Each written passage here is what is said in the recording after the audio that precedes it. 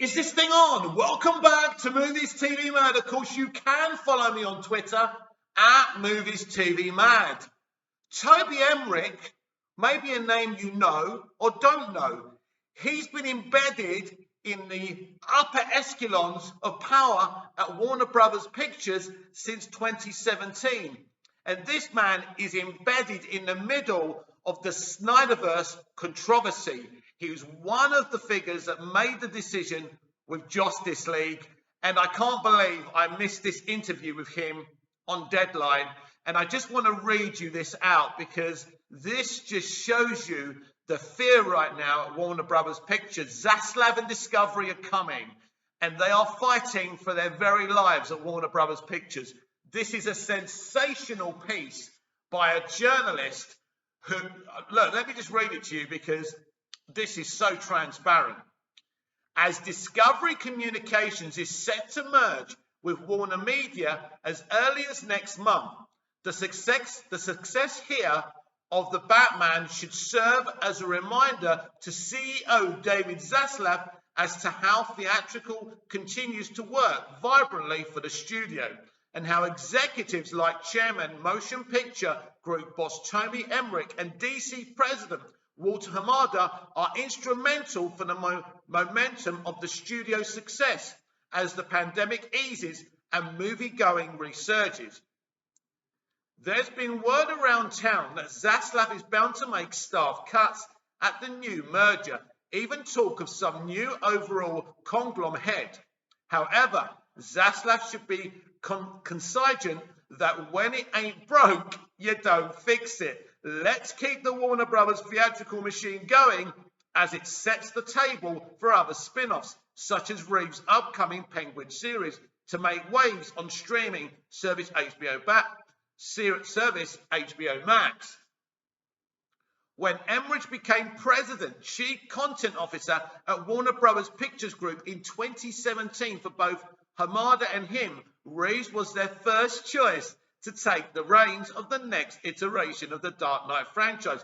Reeves was initially reluctant as a high bar had been set on Batman with films by Tim Burton and Christopher Nolan. That's not the reason Matt Reeves originally walked away from talks. They wanted him to direct Ben Affleck in Ben Affleck's written script for the Batman. He wanted to do something of his own. Matt has spoken about this already by Tim Burton and Christopher Nolan. However, the Let Me In filmmaker came around with a passionate pitch. When he pitched the first draft of the script, it harkened back to Batman as the world's greatest detective. Emmerich tells us this morning he talked about the Warner Brothers gangster movies of old and capturing that gangster DNA. He's talking here about the Warner Brothers of old because he knows this is exactly the vibe that David Zaslav at Discovery wants to bring back to Warner Brothers. Emmerich mentions that when he first sat down with Reeves, I had his remake of the Scandinavian film Let Me In my head. Batman was one of Emmerich's first priorities in his promotion at Warner Brothers, in addition to getting Joker greenlit at the time of Emmerich taking over the motion picture group. Patty Jenkins was in post on Wonder Woman. Zack Snyder was in post on Justice League. James Wan was shooting Aquaman. And Todd Phillips was writing the Joker. In regards to the gripping near 3-hour runtime of the Batman, Emmerich shared NYC Premier's audience atmosphere earlier this week. The last time I went to a premiere at Alice Tally Hall was 7 on Tuesday night. Batman reminded me of that. The audience was wrapped. A shorter version of Batman was tested, however. That cut didn't test as well as the 2-hour, 55-minute version. In regards to Emmerich's vision for DC at Warner Brothers, he responds, the secret of the movie business is quality. It's the best business strategy for both theatrical motion pictures and superhero movies. The movies don't have to all have the same tone or interlock with other DC movies or have an Easter egg that sets up another film. Quality is the most important factor for a studio, and the biggest thing you could do to influence quality is the filmmaker that you hire. And for Warner's, that guy is Reeves, who fits in the triumphant group of superhero filmmakers. Before him included Burton, Nolan and Richard Donner. Pre-sales, I'm surprised that Emmerich isn't trying to get credit for Richard Donner making Superman the movie. Pre-sales for the Batman remained strong throughout the weekend, meaning they weren't front-loaded. It indicates that those moviegoers who came out to see a near 3-hour movie literally made an appointment to go to the cinema. That speaks volumes about the US-Canada movie-going appetite right now. Overall ticket sales look to be around 162 million for the weekend for all movies, plus 166% from last weekend. Wow, wow, wow. We need to discuss this. Do you think if the Batman was a flop, Toby Emmerich would be going around proudly talking? This is clearly a journalist with one thing in mind, with an agreement with Emmerich to pick him up. Can you smell something, everyone? I can. It's fear. It's corporate fear.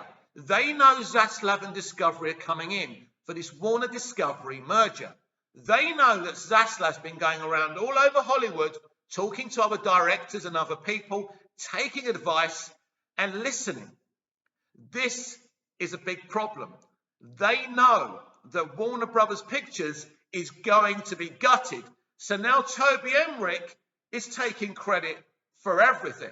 And, you know, if you don't understand what you've just heard and what I've just read out to you, this is people who are scared of losing their jobs. And they should be scared, because let's underline something. You know, they've just listed Emmerich's successes. So let's look at what's happened since 2017, since Emmerich has been Warner Brothers content CEO or operator, or whatever they like to call him. In 2017, they removed Zack Snyder from Justice League. They brought in Joss Whedon to reshoot the movie with bright colours. The film was an astronomical failure under Toby Emmerich's watch. Then, Aquaman admittedly made $1 billion. Shazam was a good movie, made good money. The Joker made $1 billion. Very, very good. But then he has to answer about Birds of Prey. Why was Margot Robbie given such freedom as a producer on that film? Astronomical disaster. Wonder Woman 84 was nowhere near the quality of the first Wonder Woman film. Why? Is he going to answer these questions? Well, he's going to have to answer these questions to David Zaslav. So I thought I had to make this video to underline to you the desperation of Warner Brothers Pictures, because a house of cards is about to be lined up and pushed down, and they're all going to fall finally. This is spin, ladies and gentlemen, and however else you identify as. This is spin.